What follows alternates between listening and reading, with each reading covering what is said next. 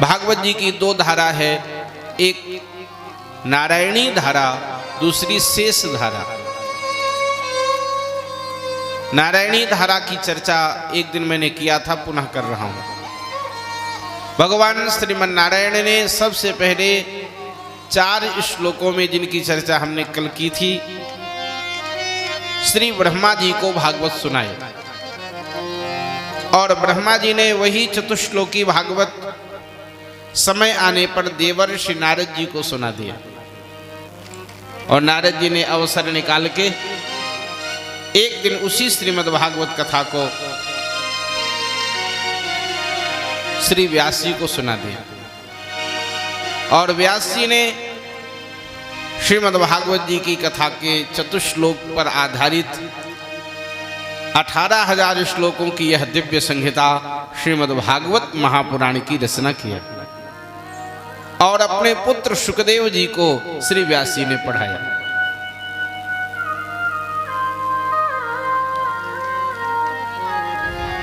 सुखदेव जी व्यास जी के पुत्र भी हैं और अध्ययन करने के नाते शिष्य भी हैं। श्री सुखदेव महर्षि ने अवसर निकाल करके उसी श्रीमद् भागवत कथा को इसी भूमि में राजर्षि परीक्षित जी को श्रवण कराया। जिस समय सुखदेव जी कथा सुना रहे थे उस समय सूत जी ने भी कथा सुनी थी और सूत जी ने वही कथा नैमिषारण्य में सौनकादिक 88,000 ऋषियों को भी सुनाया। इस प्रकार से एक कथा का क्रम ये है। दूसरा क्रम भी मैं निवेदन कर दूं। विस्तार का आज अधिक समय नहीं है, लेकिन आवश्यक बातें तो कहनी ही पड़ेंगी, क्योंकि आवश्यक बातें न कही जाएं तो भागवत के सप्ताह का जो क्रम है अथवा जो विधि है उसका खंडन हो जाएगा। इसलिए आवश्यक बातें कहना आवश्यक है। दूसरी धारा, भगवान शेष नारायण जिनका एक नाम अनंत है, मूल स्वरूप उनका अनंत है। सतयुग में वो अनंत के रूप से विराजित होते हैं और वही प्रभु प्रथमोऽनंत रूपस्य द्वितीयो लक्ष्मणस्तथा, दूसरे स्वरूप में श्री लक्ष्मण जी महाराज के रूप में श्री राम जी के अनुगामी बनते हैं।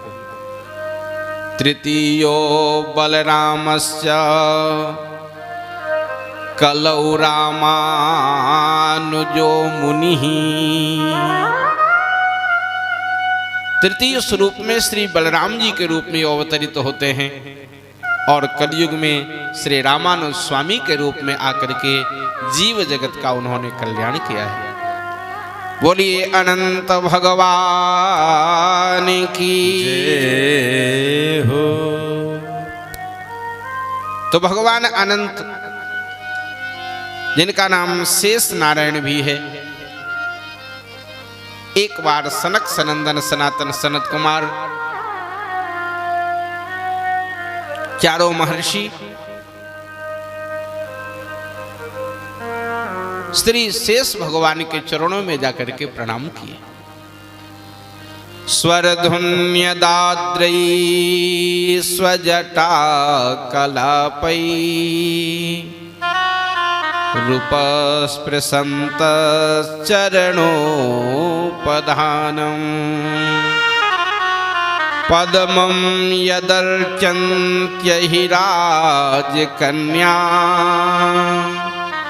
सप्रेमनाना बलिभिर्वरार्था।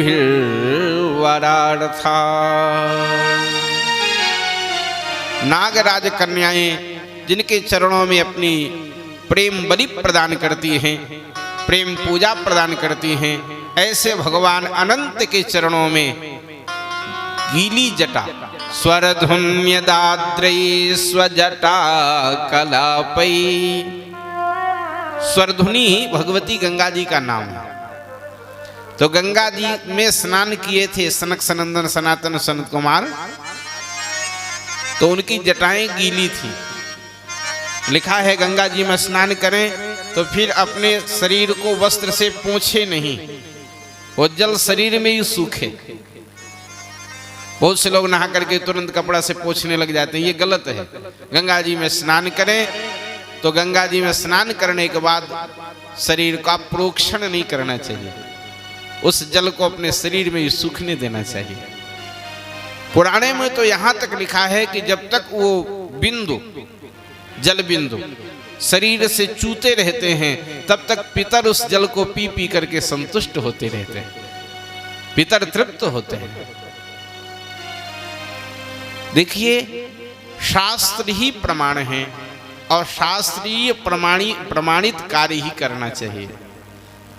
गंगा जी में स्नान करने के लिए लिखा है कि सबसे पहले आप अपने घर में स्नान करिए, स्वच्छ वस्त्र धारण करिए। जिन वस्त्रों को पहन करके रात्रि में सोए हैं उन वस्त्रों को पहन करके गंगा जी में स्नान नहीं करना चाहिए। आप पहले अपने कमरे में स्नान कर लें, घर में स्नान कर लें, पवित्र वस्त्र धारण कर लें, तिलक धारण कर लें। इसके बाद भगवती गंगा जी के तट पर जाएं और जाकर के सबसे पहले गंगा जी को प्रणाम करें, गंगा जी में आचमन करें, हाथ पांव बाहर धोएं।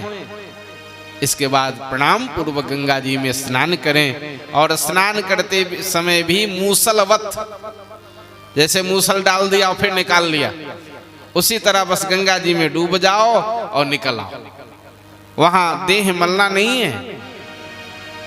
और फिर बाहर निकल करके अपने सूखे वस्त्रों को पहने, लेकिन शरीर का प्रोक्षण न करें। जब भी गंगा जी में स्नान करें भगवान सूर्य को जल अवश्य प्रदान करें, पितरों का तर्पण अवश्य करें। पितर आशा किए रहते हैं आज ये तीर्थ स्नान करने आया है, आज ये मुझे अवश्य जल प्रदान करेगा।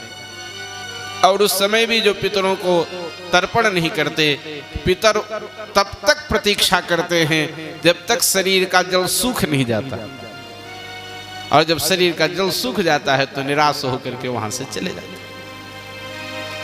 हमारा कपिल कह रहा था आज हमसे, आज मैं प्रसाद पा रहा था दोपहर में और ये पहुंच गए, तो ब्रह्मचारी कहे कि कपिल आए हैं। तो हमने कहा उनके लिए क्या परहेज है, बुला लो अंदर। और फिर ये आगे मेरे पास बैठ गए तो ये कह रहे थे कि हमारे पूज्य पिताजी श्राद्ध के दिनों में तर्पण करते हैं। देखो तर्पण की आज चर्चा आ भी गई, अवश्य करना चाहिए।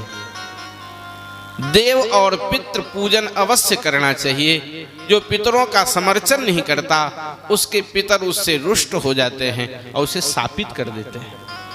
वंश वृद्धि रुक जाती है, उस वंश की दुष्ट संतान पैदा होने लग जाती है, उसके जीवन में अनेक प्रकार की अशांतियां फैल जाती हैं। और पितरों को संतुष्ट करने के लिए समय समय पर श्राद्ध तर्पण तो करना ही चाहिए।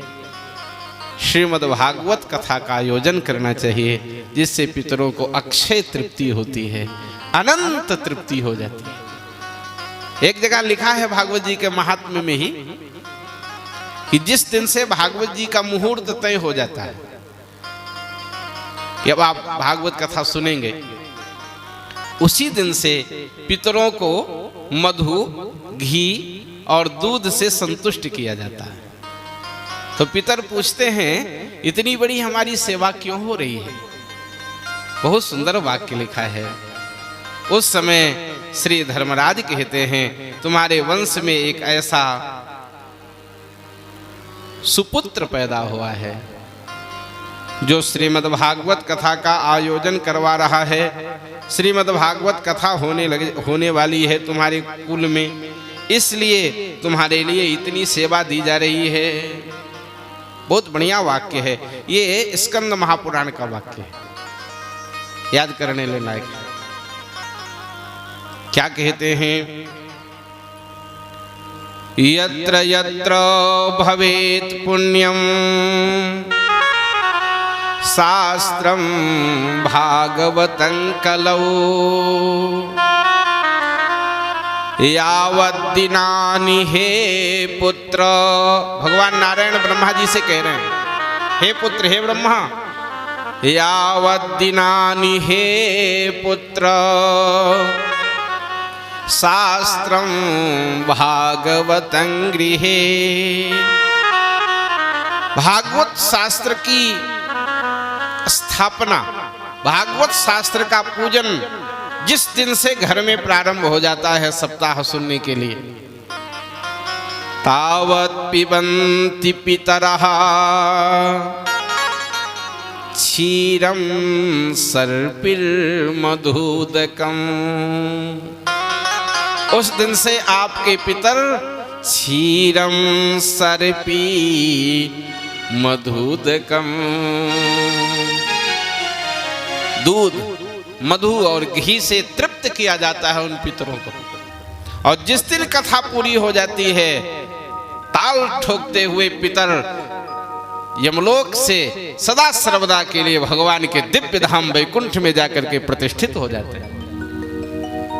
तो पितरों को संतुष्ट करने के लिए श्राद्ध तर्पण तो कर्म है ही, करना ही चाहिए, पर श्रीमद् भागवत कथा का आयोजन करना चाहिए, जैसे हमारे श्री त्रिवेदी जी कर रहे हैं। आज इनके पितर अवश्य इनको परम प्रेम से भर करके आशीर्वाद प्रदान कर रहे हैं कि आप हमें तीर्थ में ये कथा सुनवा रहे हो, निश्चित रूप से तुम्हारा मंगल होगा, कल्याण होगा।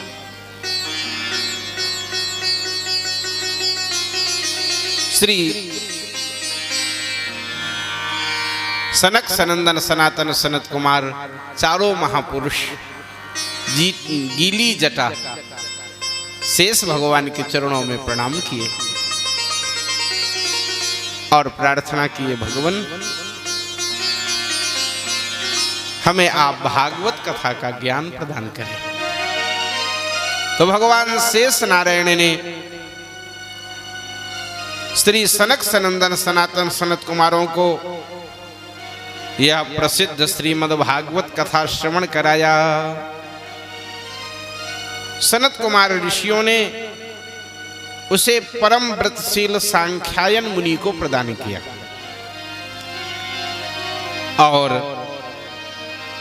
सांख्यायन ऋषि के मन में जब कहने की इच्छा हुई, बहुत सुंदर वाक्य लिखा है, सांख्यायनः पारमहंस मुख्यो